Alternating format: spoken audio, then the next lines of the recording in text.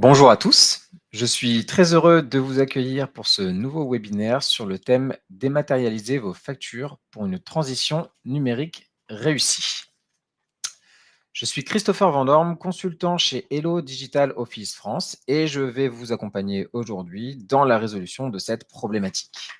Alors, juste avant d'entamer le sujet que je viens d'évoquer, je vous rappelle que vous avez la possibilité de poser vos questions dans la partie chat de l'interface de ce webinaire et je prendrai le temps, s'il nous en reste, pour y répondre directement. Si toutefois le temps vient à manquer, nous reviendrons vers vous par email pour vous apporter les réponses à toutes les questions restantes.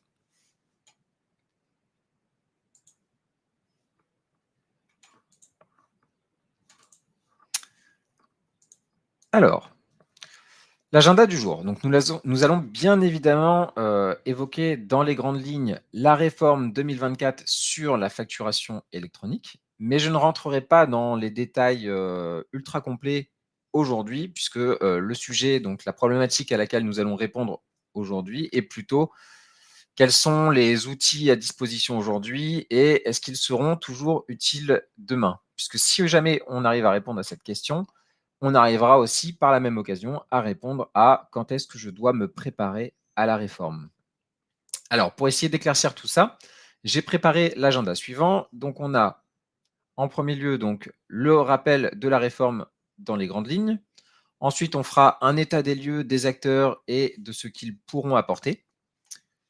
On enchaînera ensuite avec un comparatif du fonctionnement entre aujourd'hui et demain, en prenant notamment l'exemple de la gestion électronique de documents Hello.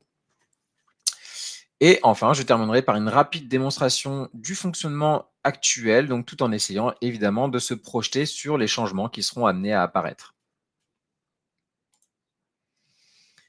Alors, l'ordonnance numéro 2021-1190 du 15 septembre 2021 stipule donc qu'à partir du 1er juillet 2024, il y aura une obligation d'accepter en réception les factures électroniques pour toutes les entreprises. Pour ce qui est de l'émission, en revanche, là, le calendrier est échelonné. Donc, on va avoir en premier lieu toujours le 1er juillet 2024, cette fois uniquement pour les grandes entreprises. 6 mois après, donc le 1er janvier 2025, on va avoir la partie émission qui va être mise en place pour les ETI. Et enfin, à partir du 1er janvier 2026, pour les très petites entreprises et les PME. En parallèle de tout ça, on va avoir bien sûr une persistance des factures PDF ou papier. Donc déjà, il va y avoir une certaine tolérance au niveau de la transition jusqu'au 1er janvier 2026. Donc ça, c'est pour toutes les factures domestiques. Et bien sûr, pour toutes les factures internationales simples, qui ne sont par exemple en PDF ou que vous aurez scanné et qui seraient en format papier, bien sûr, là, ça va perdurer dans le temps puisque il n'y a pas d'obligation pour ces factures internationales de se conformer au format français. Alors, la facture électronique, donc les nouveaux acteurs. On va déjà poser juste quand même quelques petites bases, même si je pense que beaucoup d'entre vous sont déjà un petit peu au fait de tout ça, mais c'est important quand même, puisqu'après on va en reparler, notamment quand on va évoquer le schéma en Y. Donc, je vais parler des nouveaux acteurs. Donc, tout d'abord, on a le portail public de facturation. Donc, c'est un tiers de confiance public qui va offrir un service minimum et concentrer les factures et les données de facturation pour l'administration fiscale. En parallèle, et pour aider donc ce portail public de facturation, nous allons avoir des plateformes de dématérialisation partenaires qui sont des prestataires privés qui offrent des services de dématérialisation pour les factures et qui sont immatriculés par l'administration. Donc, ces plateformes vont pouvoir transmettre directement les factures électroniques à la plateforme de leur destinataire, que ce soit une autre PDP ou bien le PPF. Le troisième nouvel acteur, c'est les opérateurs de dématérialisation. Donc, les opérateurs vont offrir également des services de dématérialisation des factures, mais eux ne sont pas immatriculés par l'administration. Ils ne peuvent pas donc transmettre directement les factures. Ils vont soit les transmettre directement au portail public de facturation, soit les transmettre à une plateforme de dématérialisation partenaire qui, elle, le transmettra. Donc, pour illustrer ce fonctionnement qui a été imaginé par la DGFiP, on va pouvoir l'illustrer avec ce que l'on nomme le schéma en Y. Donc, comment est-ce qu'il fonctionne? S'il vous paraît complexe à première vue, pas de panique, c'est tout à fait normal puisqu'il y a ici plusieurs cas qui sont représentés en simultané. Le premier élément qui saute aux yeux quand même et qu'on peut observer, c'est qu'entre les fournisseurs et les acheteurs pour des factures B2B domestiques, il n'y a plus de communication directe. Il y aura maintenant forcément un intermédiaire, un ou plusieurs intermédiaires d'ailleurs. Et ce qu'on peut voir aussi, c'est que le portail gouvernemental sera au cœur des échanges. Donc, comme je le disais juste avant, il y a plusieurs cas ici qui sont représentés. On peut voir donc que côté fournisseur, il a la possibilité de s'adresser donc soit à une plateforme de dématérialisation partenaire pour pouvoir envoyer sa facture, soit il peut s'adresser directement au portail public de facturation. On observe aussi qu'il a comme option la possibilité d'avoir un opérateur de dématérialisation pour gérer sa communication. Peu importe d'ailleurs qu'il s'agisse d'une communication avec une plateforme partenaire ou bien du PPF. On voit que les deux sont représentés. Côté acheteur, on a exactement la même chose en fait. Pour recevoir la facture émise par le fournisseur, l'acheteur peut s'adresser soit à une PDP, soit directement communiquer avec le PPF pour recevoir donc les factures.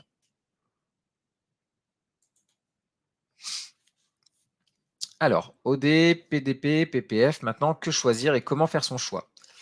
Alors, l'arrivée de ces nouveaux acteurs sur le marché va être assez déroutant pour toute entreprise qui va se préparer à la réforme. Et vous allez être amené à vous poser quelques questions, comme par exemple, est-ce qu'il faut changer l'organisation actuelle? De quoi est-ce que je vais avoir besoin? Etc. En fait, les nouveaux acteurs que j'ai cités un petit peu avant seront des rôles qui seront endossés par des acteurs déjà connus aujourd'hui qui viendront proposer des fonctionnalités complémentaires au PPF. Pourquoi, me direz-vous? Eh bien, tout simplement parce qu'ils ont déjà de l'expérience et aussi ils ont de l'expertise donc sur la gestion de vos factures et ils sont déjà complémentaires au niveau des fonctionnalités qu'ils peuvent proposer par rapport à ce que proposera à l'avenir le portail public de facturation. Demain, même s'il va y avoir des changements qui vont forcément apparaître, les interfaces et tout ce qui va être fonctionnalité qui sont déjà aujourd'hui utiles vont toujours le rester en fait. Alors la liste que j'ai mise ici, elle n'est pas exhaustive, mais elle permet déjà de pouvoir comprendre plus facilement comment les rôles d'acteurs seront distribués à l'avenir. Par exemple, pour toute communication en EDI, donc là, il faut savoir que ce fonctionnement va perdurer et qu'il pourra toujours être utilisé donc, sous certaines conditions. Et d'ailleurs, en fait, en général, les entreprises qui proposent de l'EDI seront candidats PDP. Donc ça, c'est quelque chose qu'on voit assez bien se dessiner. Ensuite, on va avoir aussi les acteurs tels que les ERP qui, eux, vont avoir une valeur ajoutée au niveau de l'émission, hein, puisque lorsque vous allez créer vos factures dans l'ERP, vous allez avoir la possibilité, selon un module qui pourront potentiellement vous mettre à disposition, avoir une automatisation au niveau de l'envoi des factures, soit vers une PDP, soit vers le PPF directement pour automatiser tout ça. On a bien sûr évidemment les gestions électroniques de documents, les GED, qui vont, elles, quant à elles, vont avoir une forte valeur ajoutée au niveau de la réception, puisqu'il y a la possibilité d'avoir une automatisation au niveau de la réception des factures, et également au niveau du cycle de vie, donc notamment pour les GED qui vont proposer des modules de workflow. Et enfin, il y a aussi tout simplement le nouvel acteur, donc le PPF, qui va mettre à disposition un portail web qui permettra le téléchargement manuel des factures, qui pourra être potentiellement suffisant pour les très petites entreprises qui ont un très léger volume de factures et qui pourront le traiter à la main. En complément des données de facturation, acheteurs, fournisseurs et leurs plateformes respectives vont devoir transmettre les statuts de traitement des factures. Ça signifie donc que les solutions qui proposent des modules de workflow pourront ici vous aider à mettre en place la gestion de ces différents statuts. C'est ce qu'on peut voir ici notamment. Donc, on a différents statuts qui sont répertoriés. On a dans un premier temps les statuts obligatoires qui sont en orange foncé. On a également des statuts recommandés qui sont en orange clair et aussi des statuts conseillés en beige. Donc cette liste, elle est intéressante et elle est aussi à mettre en superposition avec votre fonctionnement actuel pour pouvoir voir ce que vous gérez déjà ou non. l'avantage de connaître dès aujourd'hui ces statuts que tout le monde utilisera demain, c'est de pouvoir dès maintenant s'adapter et pouvoir les prendre en compte en fait dans votre organisation.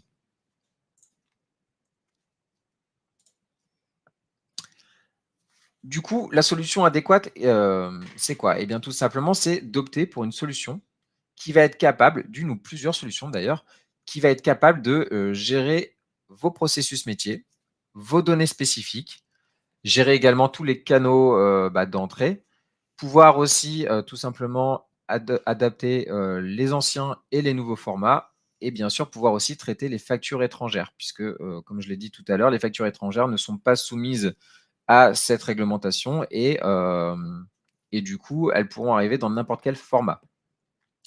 Donc l'idéal, c'est de choisir une solution qui sera capable de gérer de l'hybride, c'est-à-dire à la fois les flux actuels, mais également les nouveaux flux qui seront à disposition et obligatoires dans certains cas en 2024.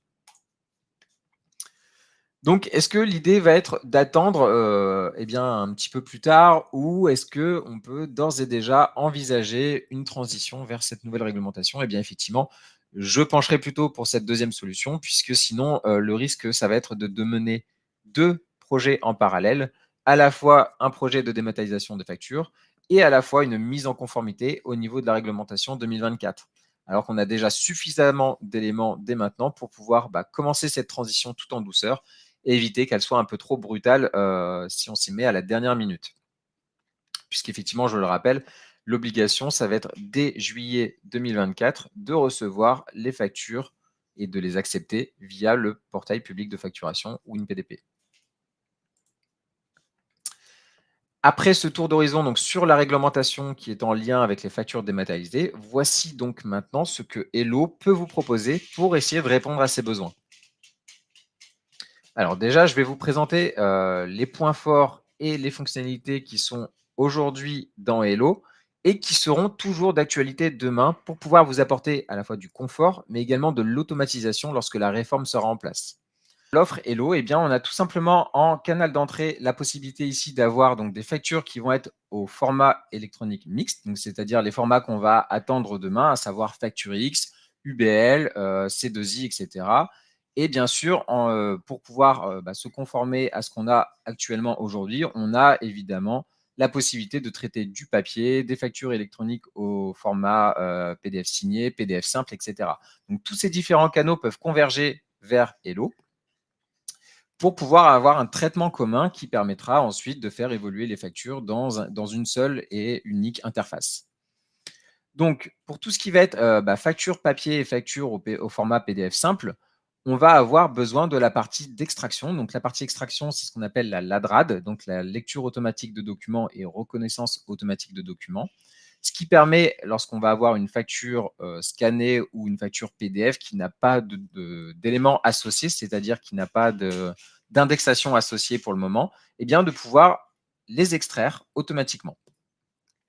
Et comment ça marche? En fait, on va avoir tout simplement un robot qui va venir lire la page et qui va venir, à l'aide d'algorithmes, récupérer les informations et les classer.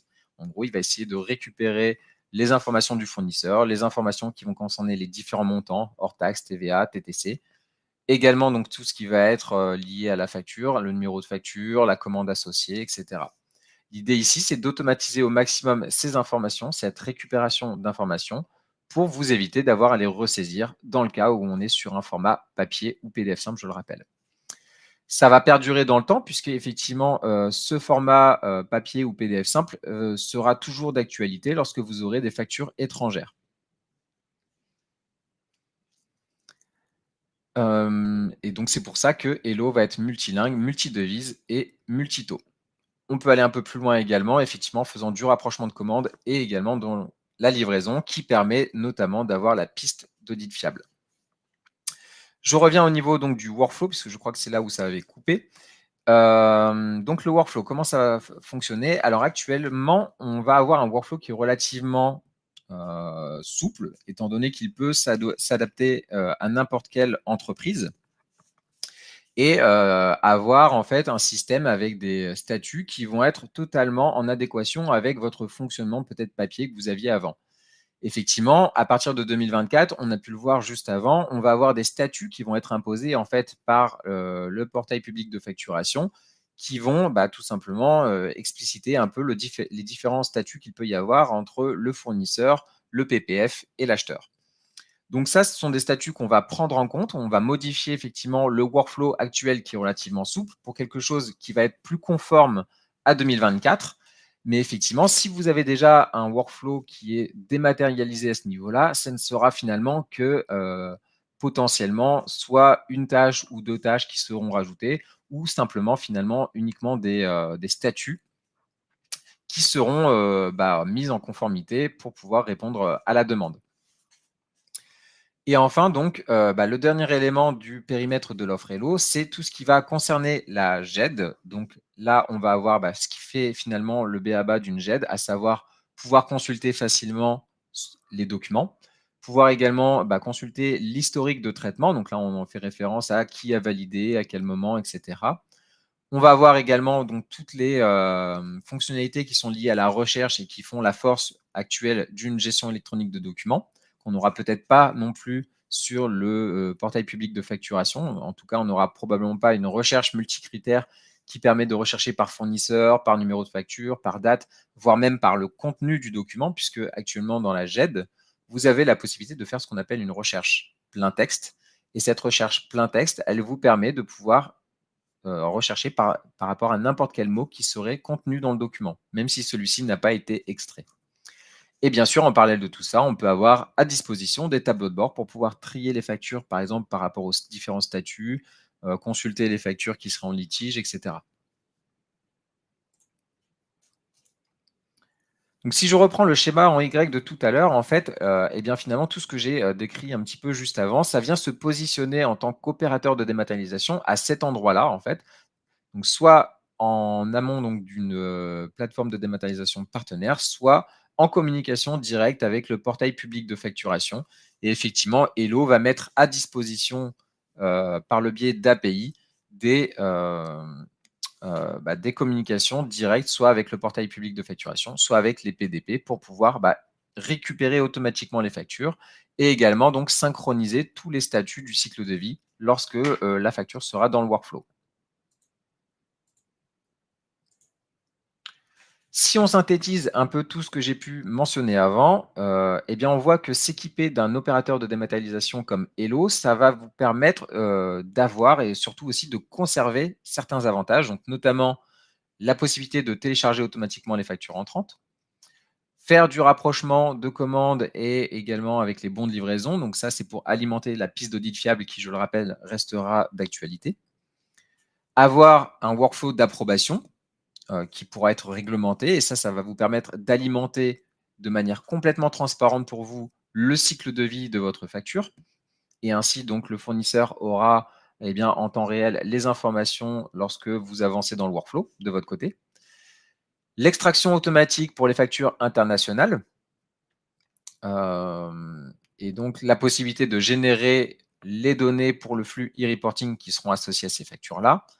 La possibilité pour toutes les factures, cette fois, de faire de l'extraction automatique en ligne à ligne, puisque le ligne à ligne n'est pas encore prévu pour le moment sur les premières mises en place au niveau du portail public de facturation. En tout cas, on n'aura pas les informations de ligne à ligne. Donc, si vous en avez besoin pour votre traitement actuel, eh bien, l'extraction automatique sera toujours d'actualité.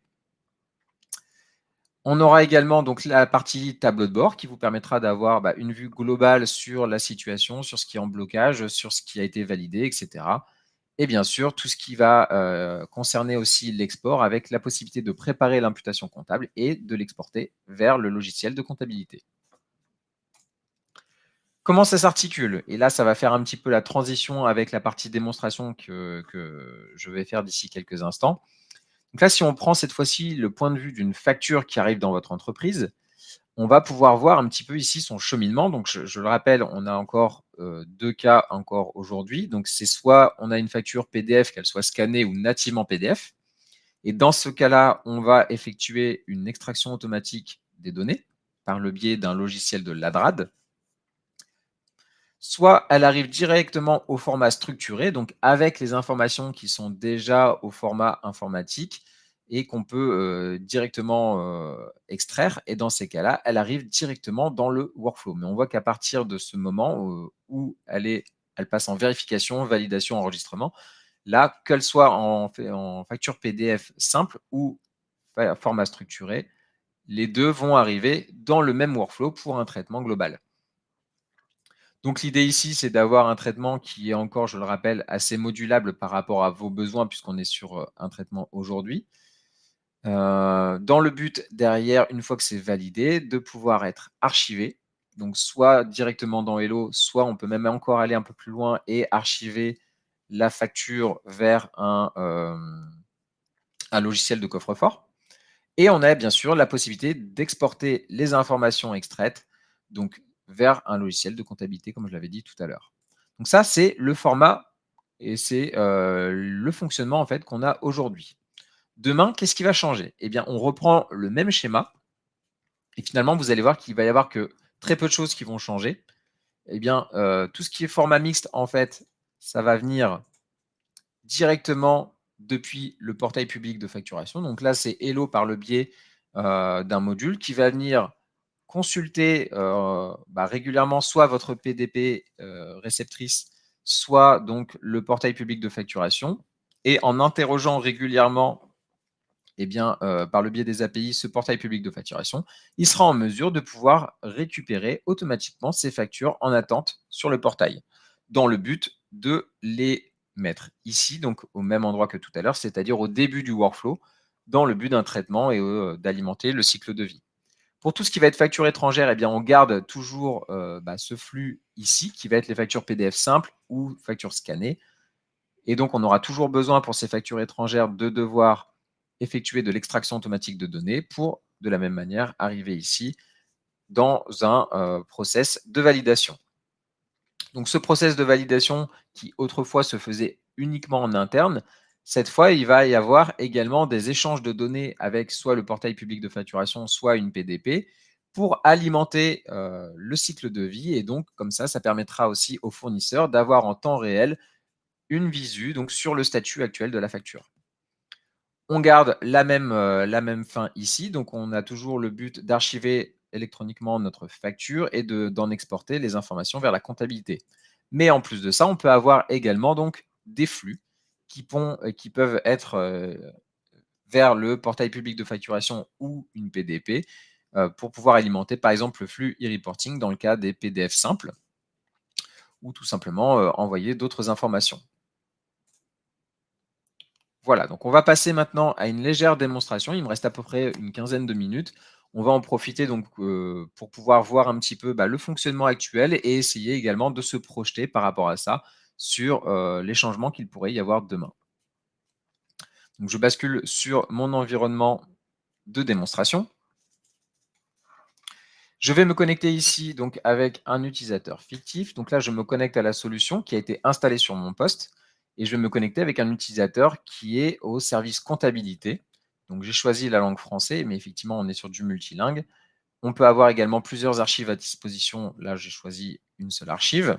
Et lorsque j'ai rentré mon mot de passe, qui d'ailleurs peut être saisi automatiquement, puisqu'on a la possibilité de se connecter en SSO, mais là, je l'ai fait pour la démonstration, ça sera plus simple pour changer d'utilisateur. Je me connecte donc sur mon utilisateur qui est Christophe Bouvier, donc cet utilisateur fictif, et j'arrive sur ma page d'accueil.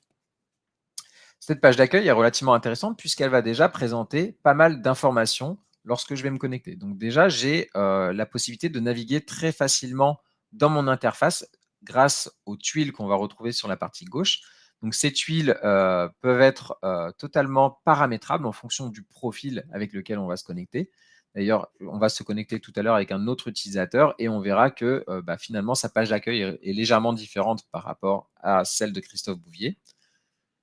On peut voir, donc on peut avoir des tuiles qui vont nous faire référence, par exemple, à un endroit où va être stocké des documents. Ça peut être également des tuiles qui vont être un raccourci vers des tableaux de bord.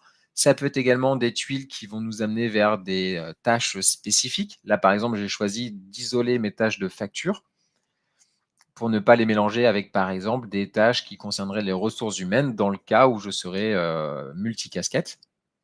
Là, évidemment, pour aujourd'hui, on va se contenter uniquement de s'occuper des factures. Donc, lorsque je vais, par exemple, cliquer sur un des éléments, ça va m'amener directement sur l'élément concerné. Là, par exemple, j'ai choisi de cliquer sur l'élément toutes les factures et ça m'amène dans l'arborescence à l'endroit où sont stockées toutes les factures. Et là, je peux consulter toutes mes factures assez facilement. Donc, en un clic, ça me permet d'accéder directement à une partie de mon logiciel. Donc ça, c'est pour la partie des tuiles sur la partie gauche. Sur la partie centrale, on va avoir un fil d'actualité. Ce fil d'actualité va être très intéressant puisqu'il va être alimenté de deux manières. On va avoir à la fois donc des informations qui vont être saisies automatiquement, hein, comme on peut voir ici. Là, c'est Hello qui a directement saisi ce commentaire-là. Et on peut avoir également des réactions des utilisateurs qui peuvent venir compléter et mettre leurs propres commentaires à ce niveau-là. L'avantage, c'est que si un autre utilisateur réagit à un des éléments que j'ai pu faire ou sur lequel moi j'ai écrit également, eh bien, on va en être directement informé sur notre page d'accueil et ça nous permettra de pouvoir agir beaucoup plus facilement. Là, par exemple, Robert Legrand me demande pourquoi cette facture en litige. Eh bien, je n'ai qu'à cliquer sur le nom ici pour arriver directement sur la facture en question, la consulter et pouvoir voir ce qui peut clocher, etc.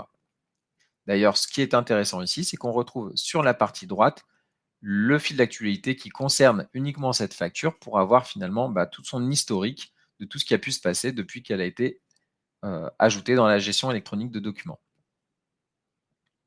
Je vais revenir à nouveau sur ma page d'accueil. Et sur cette page d'accueil, on peut voir donc sur la partie droite les derniers processus qui ont été démarrés et s'il y en a qui sont en retard, ils apparaîtront en rouge ici pour indiquer effectivement qu'il y a des processus urgents ici qui peuvent apparaître et qu'il faut traiter en priorité absolue. Voilà. Donc ça, c'est pour mon interface de départ. On a pu voir également que lorsque je bascule sur mes archives, eh bien, je peux consulter les différents documents. Et là, je vais basculer sur la partie boîte de réception. Donc, c'est une interface qui me permet d'interagir avec mon scanner, mon MFP, pour pouvoir ici récupérer les différentes factures et les envoyer pour de l'extraction. Donc ça peut être utile aujourd'hui pour tout ce qui va être PDF simple et facture papier. Et à l'avenir, ça sera également utile donc, pour toutes les factures étrangères ou pour toutes les factures dont vous aurez besoin d'avoir des informations complémentaires à celles qui seront déjà dans le format mixte, comme par exemple le ligne à ligne, etc. Pour simuler ça, je vais prendre des factures déjà scannées que je vais basculer dans ma boîte de réception. Mais sinon, l'idée ici, c'est que vous allez pouvoir piloter finalement votre scanner depuis cette interface. On a la possibilité, par exemple, lorsqu'on a des factures de plusieurs pages, de pouvoir séparer les pages, les agrafer, etc. Et vous voyez, j'ai ici des boutons qui me permettent de pouvoir contrôler à distance mon scanner. Donc là, ce que je vais faire, c'est que je vais envoyer ma première facture qui était une facture SFR et je vais également envoyer donc pour la reconnaissance ma deuxième facture qui est une facture cette fois-ci associée à une commande qui est Lucky Craft et je la dépose également. Donc là, pour moi, il s'est passé deux choses. Là, en fait, mes factures, donc elles ne sont plus dans la boîte de réception, elles ont été à la fois déposées dans ma gestion électronique de documents, dans un endroit commun où tous les autres utilisateurs qui ont les droits sur ce dossier pourront la consulter. Mais pour l'instant, elles n'ont pas d'informations associées à cela, à leur image. Voilà, si je bascule ici, on voit que j'ai bien mes deux factures qui sont dans le dossier à traiter. Et dans ce dossier à traiter, on retrouve bien nos deux factures, mais pour l'instant, sans information. C'est-à-dire que si je regarde au niveau du formulaire qui est associé à ma facture, pour l'instant, il est complètement vierge. Tout simplement parce qu'on est encore sur un ancien format. Et donc, si on était ici sur un format mixte, les informations seraient déjà complétées. Or là, on n'a pas d'informations. Donc, on va utiliser un logiciel de Ladrad pour pouvoir en extraire automatiquement les informations. Ce logiciel de Ladrad, il va fonctionner de deux manières. C'est soit il arrive à tout récupérer, et dans ces cas-là, vous n'avez même pas besoin de passer sur la facture pour la valider, et les informations vont automatiquement revenir dans Hello avec le formulaire complété. Si toutefois, il manque des informations au niveau de la Ladrad, dans ces cas-là, vous avez une interface de vidéocodage qu'on va voir rapidement qui vous permet de pouvoir valider ces informations et de faire ensuite de l'amélioration pour les futurs passages pour que ça soit de plus en plus automatisé. Ce qu'on peut voir ici sur la facture Lucky-Craft, eh bien, c'est qu'on a déjà un système de statuts qui pour l'instant est en phase de capture, mais on peut voir qu'on a déjà différents statuts. Et si je fais le lien par rapport à ce qu'on avait tout à l'heure, eh bien, c'est là où on va pouvoir modifier cette liste de statuts pour s'adapter à la réforme et tout simplement adopter les statuts officiels ici qui permettront eh bien, tout simplement de pouvoir se mettre en conformité avec la réglementation 2024. Et c'est bien sûr ces statuts-là qui seront tout simplement synchronisés lors de l'avancement du workflow pour le flux qu'on appelle le cycle de vie. Donc, je vais aller voir sur mon interface de vidéocodage pour voir si mes deux factures sont présentes. Ici, je n'en ai qu'une seule, je n'ai que celle de SFR. C'est pas grave, on va déjà aller la voir. Et on va voir pourquoi celle-ci a été bloquée, donc pourquoi elle n'a pas pu récupérer toutes les informations en automatique. Ce que je peux voir ici, c'est qu'effectivement, il a déjà récupéré un certain nombre d'informations, à savoir donc qu'il s'agissait bien du fournisseur SFR. On voit qu'il a lu l'information ici, qu'il a récupéré d'autres informations à d'autres endroits. On voit qu'il entoure à chaque fois la zone qui lui a permis de déterminer eh bien, qu'il s'agissait bien du bon code postal, de la bonne ville, etc. On voit également, donc ça c'est pour tout le bloc fournisseur, mais on voit également que sur des informations un peu plus générales, par exemple le numéro de facture, il a réussi à aller le chercher à d'autres endroits, comme par exemple ici, en haut à gauche, il a été récupéré le numéro de facture. Il a également été en mesure de pouvoir extraire les différents montants et de les valider de son côté.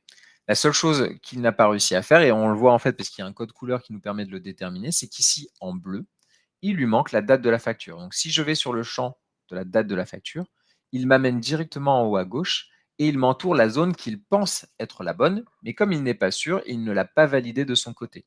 Donc là, c'est là où le vidéocodage va avoir un intérêt, c'est que la personne va venir alimenter, aider l'intelligence artificielle à trouver la bonne information pour qu'à l'avenir, il puisse tout simplement passer cette étape-là en automatique. Donc là, je vais venir cliquer sur la zone qu'il avait prédéfinie puisqu'elle était correcte, afin qu'il puisse l'enregistrer et améliorer ses règles d'extraction pour la prochaine fois pour ce fournisseur. Je vois que je n'ai pas d'autres tâches, ça signifie que probablement la deuxième facture qu'on avait envoyée a dû être alimentée de manière automatique puisqu'il a dû potentiellement récupérer toutes les informations tout seul. Donc on va le vérifier ensemble. J'ai ici ma facture et si je rafraîchis mon interface, voilà, on voit ici que maintenant tout est complété, qu'on n'a rien eu à faire sur cette facture finalement. C'est bien notre Lucky-Craft qui a été passé il y a 5 minutes. Et on voit maintenant qu'elle a changé de statut. Elle est passée automatiquement en statut vérification. Donc, le workflow a été démarré. Et qu'on a un certain nombre d'informations qui sont maintenant à disposition ici et qui nous permettent de contrôler aussi ce qu'a fait l'ordinateur. Donc, voir si toutes les informations sont correctes. Donc, pour pouvoir faire ça, on va aller dans nos tâches. Je vérifie également qu'on a bien la même chose. Effectivement, là, les informations de SFR Business sont bien redescendues aussi. On est dans le même statut que celle qui est passée en automatique. Et donc, on est bien dans le statut vérification, etc. Donc là, on est pareil au niveau des deux factures. Ce qu'on peut voir, donc je reviens sur ma partie, sur mon tableau de bord, donc ma page d'accueil, pardon. On voit maintenant que sur nos tâches factures, où on avait un petit 1 tout à l'heure, maintenant on a une petite vignette avec un 3 entouré en vert. Ça signifie qu'il y a des nouvelles factures qui sont arrivées que je n'ai pas encore consultées. Donc là, c'est un bon indicateur visuel qui me permet de voir qu'il y a des nouveautés à ce niveau-là. Pareil, tout à l'heure, on n'avait pas vu non plus ces éléments et qu'on peut voir ici que effectivement, on a des factures qui ont été envoyées vers un DocXtractor pour analyse, pour nos deux factures. Je vais donc sur mes tâches et je vois effectivement que j'avais déjà une tâche en attente et que j'ai deux nouvelles tâches qui n'ont pas été encore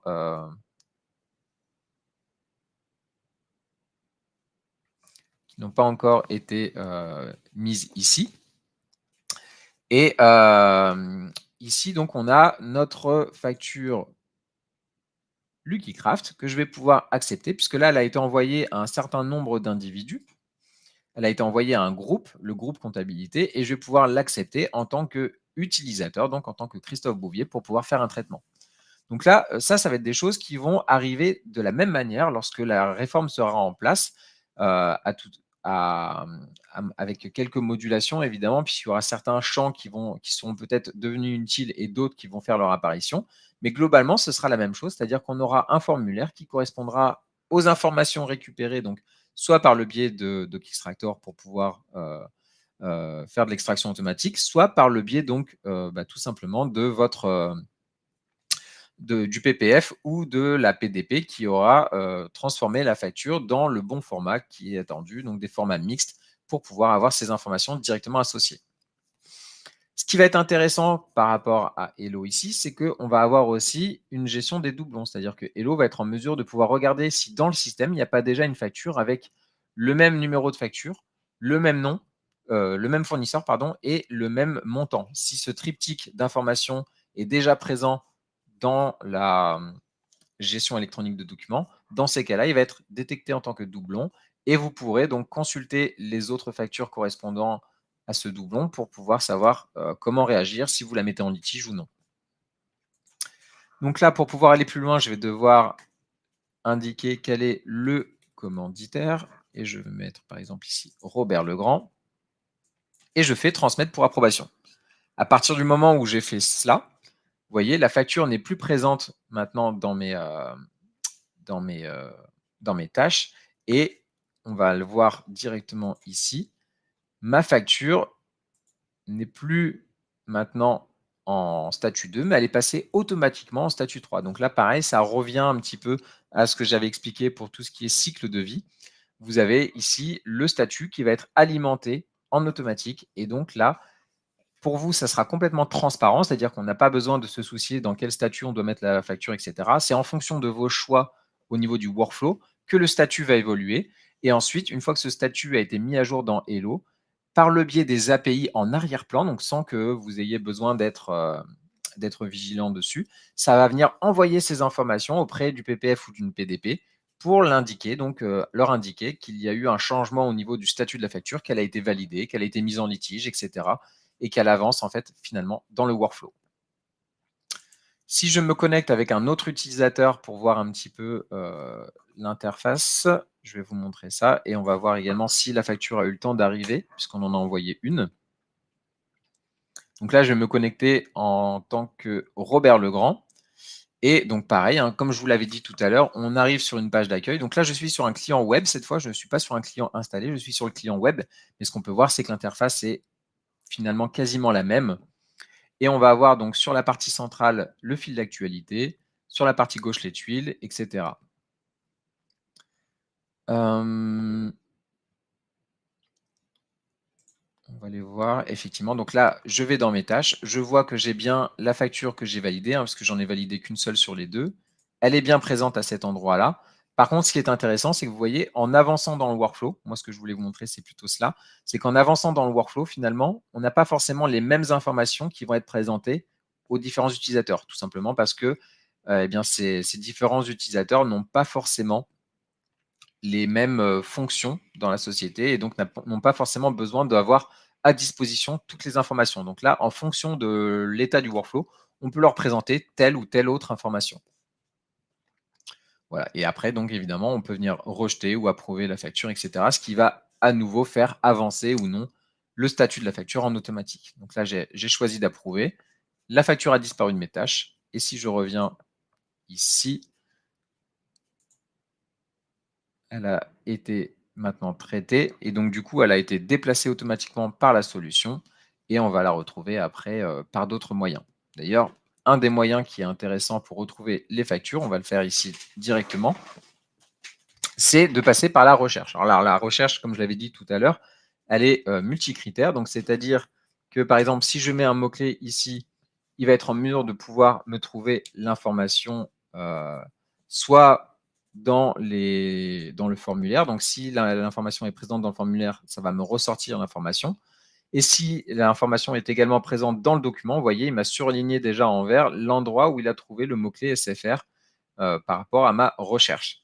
Mais ce qu'on peut faire, c'est qu'on peut faire une recherche multicritère, c'est-à-dire qu'on peut venir superposer les critères pour pouvoir affiner notre recherche. Donc, par exemple, je peux dire que je ne veux que celles qui ont été déposées par Christophe Bouvier, et qui ont peut-être, voilà, qui sont uniquement des factures entrantes.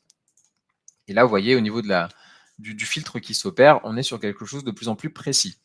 L'avantage de cela, c'est que dans Hello, une fois que vous avez votre recherche qui a été affinée, si c'est une recherche récurrente, vous avez la possibilité de pouvoir enregistrer votre recherche et de l'ajouter en tant que favori.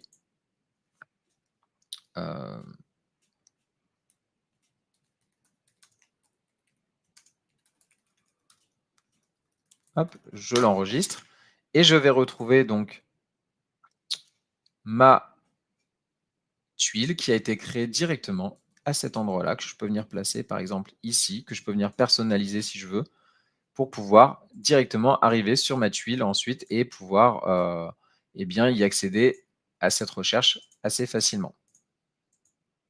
Voilà. Donc là, par exemple, j'ai personnalisé ma tuile. Et lorsque je vais cliquer dessus, je vais arriver directement sur ma recherche. Même si, par exemple, ici, je purge un petit peu tout ce que j'avais mis dans la recherche, en fait, en allant cliquer directement sur test SFR, vous voyez, ça me remet automatiquement mes différents critères et je n'ai plus qu'à lancer la recherche pour avoir le résultat qui apparaît. Dernier point que j'aimerais vous montrer avant que l'on se quitte, c'est effectivement tout ce qui est tableau de bord. Donc là, tableau de bord, je vais le lancer, on va voir ensemble ce que ça donne. Donc là, on voit qu'on a ici un tableau de bord où on va avoir toutes nos factures qui sont répertoriées en bas dans un tableau.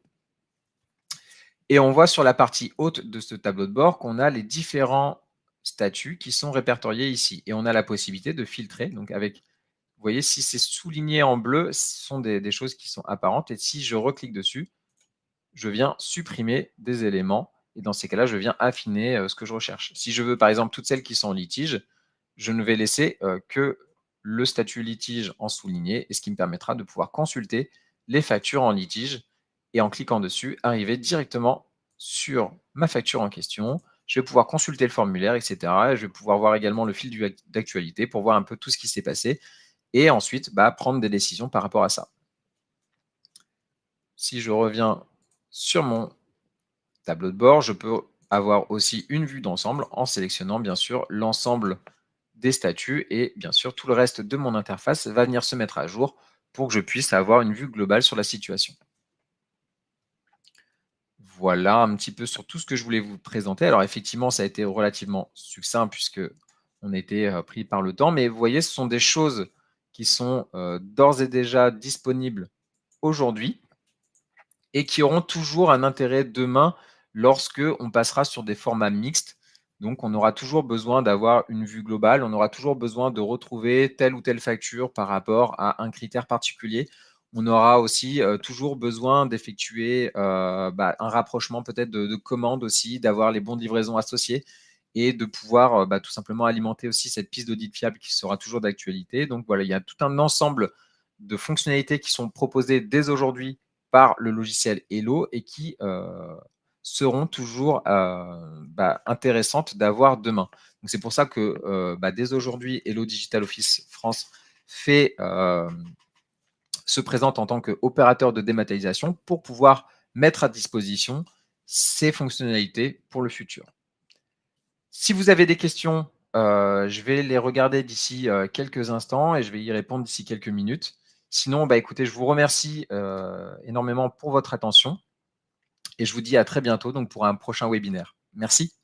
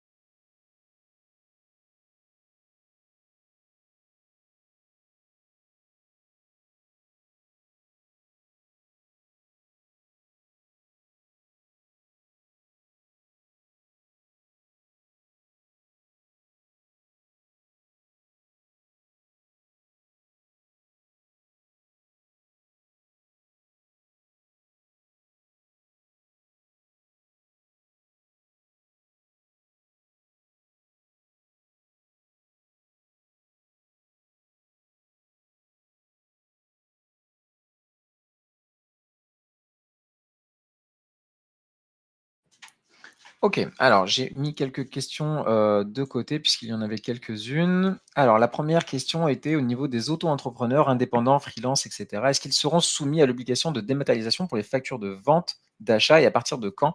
Alors ça va faire référence effectivement à ce que j'avais dit au début. Effectivement, à partir du 1er janvier 2026, toutes les factures. Alors après effectivement, je ne suis pas rentré dans tous les détails puisque ça va concerner hop, uniquement les factures sur du B2B domestique qui vont être nécessaires à partir, en fait là, vous voyez, à partir du 1er janvier 2026, tout le monde va être concerné à la fois par les factures d'achat et de vente, donc pour passer soit par le PPF, soit passer par une PDP ou encore un opérateur de dématérialisation pour pouvoir tout simplement transmettre les factures. À savoir que quand on est sur des petits volumes, sur le PPF, vous aurez le portail web qui vous permettra de télécharger à la main manuellement les différentes factures. Donc quand on a un très petit volume, le portail web peut être suffisant. Après, en fait, si je prends ici, vous voyez, en fait, le portail public de facturation met à disposition 3 modes de communication. Donc, le portail web pour que le fournisseur ou l'acheteur puisse se connecter manuellement et accéder à ses factures, soit les télécharger, soit les mettre à disposition. Il y a également le mode EDI, donc là qui va être principalement plus pour les plateformes de dématérialisation partenaires qui communiqueront entre elles par ce biais-là, comme ça peut être déjà le cas un petit peu aujourd'hui. Donc ça, c'est dans le but de pouvoir conserver ce mode de fonctionnement. Et pour tout ce qui va être plutôt opérateur de dématérialisation, voire certaines plateformes de dématérialisation partenaires, il va y avoir le mode API. Donc là, ce sont des échanges en fait qui vont se faire, sont ce qu'on appelle des services web en fait, qui vont venir échanger des données en arrière-plan sans qu'il y ait besoin d'un utilisateur qui valide tout ça. En fait, ça peut se faire en arrière-plan par le biais de scripts qui viennent communiquer donc les informations et les envoyer et communiquer et synchroniser surtout, pardon. Alors, au niveau de l'imputation comptable, à quel moment l'imputation comptable à quel moment rentre-t-on l'imputation comptable de la facture? Alors effectivement, j'ai dû aller un peu rapidement sur ma partie de démonstration. Si je prends juste une minute pour montrer un petit peu au niveau des interfaces comment ça s'articule dans Hello. Si je regarde, est-ce que j'ai encore la facture ici qui m'est revenue? Alors, il faut que je regarde dans mes tâches de facture plutôt. Ici, on va prendre le cas donc justement de Lucky Craft puisque c'est une facture de commande. Donc c'est intéressant puisque ici on va avoir plein d'informations comptables et on va avoir même également du ligne à ligne. Et vous voyez qu'au niveau du ligne à ligne, on a la possibilité ici de pouvoir renseigner, donc de préparer l'imputation comptable, de pouvoir renseigner par exemple avec vos propres listes, donc les différents centres de coûts, les comptes comptables, etc. Donc ça, c'est des choses qui peuvent être personnalisées ici. Donc là, on peut le faire par exemple manuellement comme je suis en train de le faire. Ça peut être aussi automatisé si vous avez déjà des règles qui sont très définies par rapport à ça. Donc c'est ici qu'on va pouvoir préparer cette imputation comptable. Et vous voyez, donc si j'avais été un peu plus loin pendant ma démonstration, lorsque la facture du commanditaire revient auprès du service comptabilité, et bien juste après, on a la possibilité de transmettre à l'ERP. Donc ça, c'est pour le fonctionnement, je dirais, standard, sachant qu'on a aussi d'autres cas spécifiques avec certains ERP où on va transmettre l'information comptable potentiellement dès le début du workflow et juste venir à la fin indiquer au logiciel de comptabilité ou à l'ERP que l'imputation comptable qu'on a fait au début est maintenant validée et que le document a été validé. Donc ça peut différer en fonction des logiciels que vous avez. Ça peut être soit à la fin du workflow, soit dès le début du workflow et ensuite on synchronise le statut.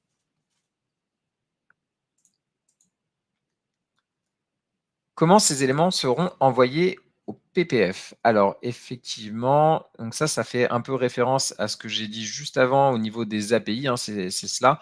Et si je vais d'ailleurs un petit peu plus loin sur ma partie présentation, on est plus, vous voyez, à ce niveau-là. En fait, là, vous voyez, il y a certains flux qui sont remplacés. Et donc là, on vient, en fait, par le biais des API, on va venir interroger le portail public de facturation régulièrement, c'est-à-dire peut-être toutes les heures, toutes les demi-heures, toutes les 2 minutes ou une fois par jour. On vient regarder sur le portail public de facturation s'il y a des éléments qui sont en attente. S'il y a des éléments qui sont en attente, on les récupère, on les rapatrie dans Hello. On les qualifie en tant que facture entrante. On récupère les informations, puisque comme on est sur un format mixte, on va avoir directement les informations qui sont disponibles. On n'a pas besoin de les passer en extraction automatique de données. Donc, on va les extraire pour les mettre dans le formulaire et on va démarrer automatiquement aussi le workflow et passer à la première étape de workflow. Ce qui fait que, eh bien, tout simplement, lorsque vous avez des factures en attente, ce qui se passe côté utilisateur, c'est que vous allez avoir, si je reviens sur mon interface, vous allez avoir votre facture qui va apparaître ici, dans vos tâches de facture, puisque le workflow va être directement démarré et vous attendre sur la première tâche de workflow. Et donc là, vous serez directement en train de valider les factures entrantes sans que vous ayez besoin de vous préoccuper en fait d'aller les rechercher, etc. C'est un script Hello qui va venir faire toutes ces premières étapes qu'on peut faire potentiellement actuellement manuellement, qui les fera en automatique. La dernière question. Alors du coup, la dernière question était quel est le coût de la solution? Alors le coût de la solution, il va forcément dépendre actuellement de votre fonctionnement, de savoir de où vous partez et évidemment du nombre d'utilisateurs qui va être concerné par la solution, de ce que vous souhaitez mettre en place aussi au niveau du workflow, au niveau comment vous allez fonctionner aussi. Est-ce que vous allez vous connecter directement au portail public de facturation ou est-ce que vous allez avoir en plus également une plateforme de dématérialisation partenaire, puisque les deux ne sont pas incompatibles. Donc là, voilà, il y a plein d'éléments qui peuvent rentrer en compte et en fonction de ça, effectivement, vous allez avoir un devis qui va comporter finalement deux parties. Une partie, eh bien, licence, qui dépendra principalement du module dont vous avez besoin et également donc, du nombre d'utilisateurs concernés. Et de la deuxième partie qui va être bien le coût de la mise en place donc par rapport à votre existant, peut-être aussi par rapport à l'ERP que vous utilisez pour pouvoir synchroniser les données par rapport à lui, etc. Donc il y a ces deux parties qui vont rentrer en compte, la partie licence et la partie prestation. Et en fonction de ça, ça fait un coût global. Mais bien sûr, on peut revenir vers vous par rapport à cela si vous souhaitez un devis un peu plus personnalisé. Il n'y a pas de souci. Je ne sais pas s'il y a eu d'autres questions qui sont arrivées entre-temps, mais après, là, je vois que j'ai pas mal déjà débordé sur le temps. Écoutez, on va noter de notre côté, en tout cas, les questions qui restent en attente. On revient vers vous, du coup, avec tout simplement des réponses par rapport à vos attentes. Et puis, en tout cas, je vais remettre rapidement mes coordonnées. Si vous souhaitez me contacter pour avoir plus d'informations, n'hésitez pas. Vous avez mon adresse mail qui est notée juste en bas de cette slide. Il n'y a pas de souci. Merci encore pour votre attention et je vous remercie donc pour ce webinaire. Au revoir.